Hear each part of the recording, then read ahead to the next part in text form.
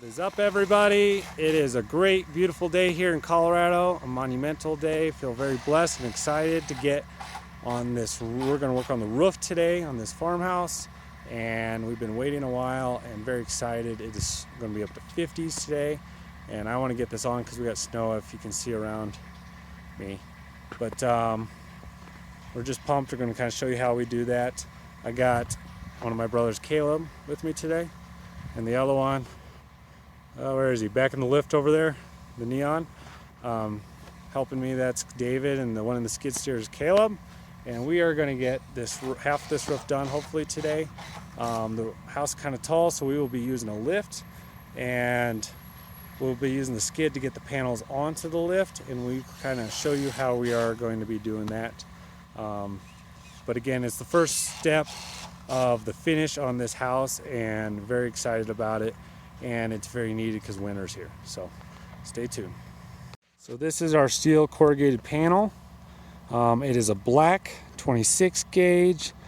It's manufactured from Central States. It actually had to come all the way from North Dakota. And we have these stacked. We have multiple stacks for different sections of roof. Well, this is for one side of the garage, and stack them all together and take vice grips and clamp them in a few different spots on each end to keep them aligned and from moving. And then we pilot holes every 2 foot.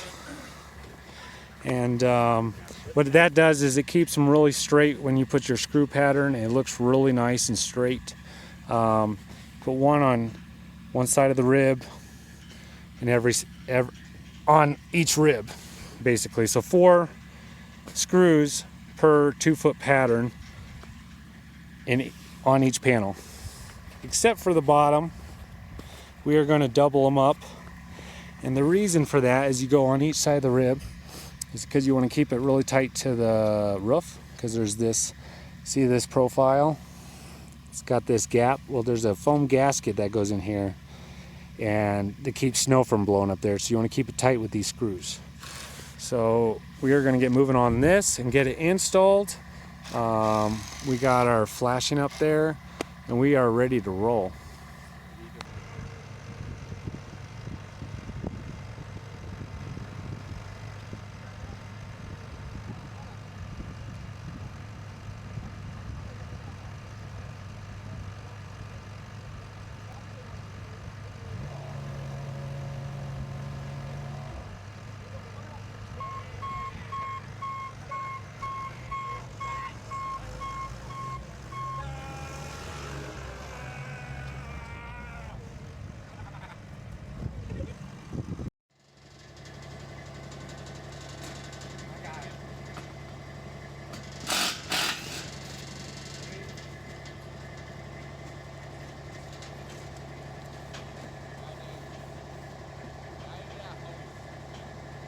Scratch the paint.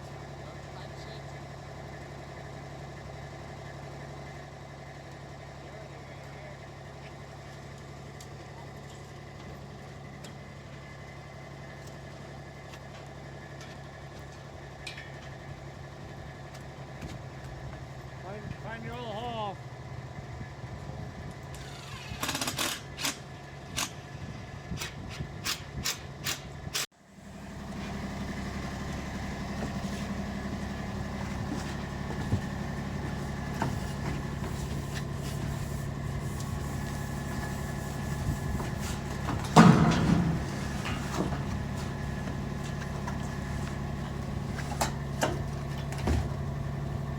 Got it, Caleb? Yeah. So we are installing our panels. I'm just going to kind of show you how we do it. First of all, you want to lap against, put your lap like this is the overlap right here. And this is the underlap. And the reason is there's this extra groove here that this part rib doesn't have. It's called a siphon groove. And so if ice is sitting here as it wants to wick up underneath, it hits this change of plane and it comes down. Very important. Also, you want to start against the prevailing wind with your lap. So for us in the winter time, the prevailing wind with the snow comes from the northwest. So we want the snow to blow over the ribs and the seams, not underneath it. If I had it the other way, or as reverse, it'd go underneath it. And you just want to do anything you can to keep snow from up in there. So anyways, right here we got these ribs, and we don't want snow blowing up there either. So what we have is a foam gasket. As you can see, it fits to the profile, and it has like a puzzle piece inner lock slot. And you can get these where they got adhesive on it, but sometimes when you stick them, they don't want to move. So what we do is we put just a little bit of silicone,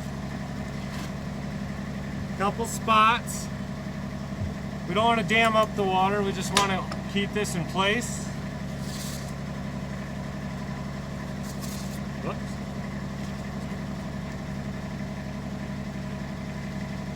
So I slide that like so.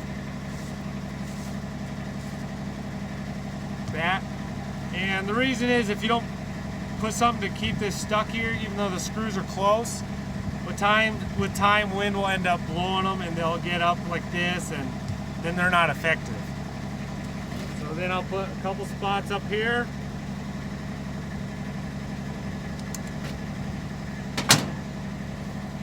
And then we're going to slide it down. Right, Cal? And then I keep on double checking it. I mean, if you got a straight fascia or wall, it should look straight. If you keep on double checking it, sometimes you have to stair step them because the sheets aren't perfect or your roof's not. So like I gotta fudge it a hair up above this one. We're shooting for an 1.25 inch overhang, so it doesn't overshoot gutters, because I'm gonna put on gutters. Down a little bit, right there, Caleb. So when we put our screw pattern on the bottom to hold that closure tight, we put a screw on each side of the rib. Where in the rest of the piece, we just put them on the one side of the rib. And the reason we put them on the one side is when you push on this, where the overlap is, it holds it tight, like here. Push right here, it holds it tight to this piece. If you put it here and here, a lot of times this will get more of a gap. Or you got to put an extra one in the rib, which you can do too. So that's kind of what we're doing. And we did put a heavier decking on, 5/8 instead of 7/16, so it would hold screws better. It's way better. And we're actually using a fatter screw. And then it's got like a washer. And these are all color matched to the metal. They come from the same place. And it'll actually hold better into plywood versus a skinnier screw that you use for like pole barns, where it goes to regular like 2x. So, and then they also got the underlayment, which is a self-adhesive sticky, and when you run that screw through, it heats around that fastener and keeps water from running down in. So you just come, make sure it's where you want it.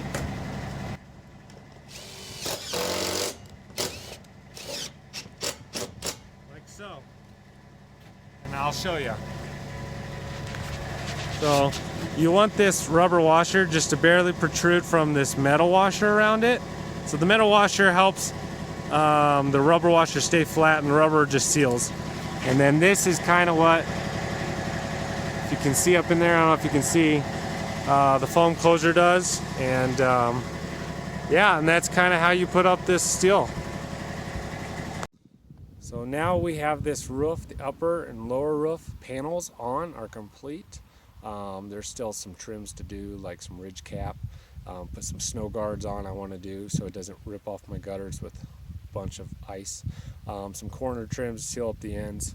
So there's still some things to do, left to do, but I got the panels on, and that was the big bulk of what I was hoping to do these last couple days. Is just a beautiful time to do it, no wind, which is rare. So very thankful for that. If you want to follow along with the rest of this exterior, which will be coming along hopefully pretty smoothly and quickly now, just hit that subscribe button. If you like it, hit that like button. If you have any questions or comments below, leave them. And we are building this house for my family and I, this farmhouse, and this is Building with Josh. Stay tuned.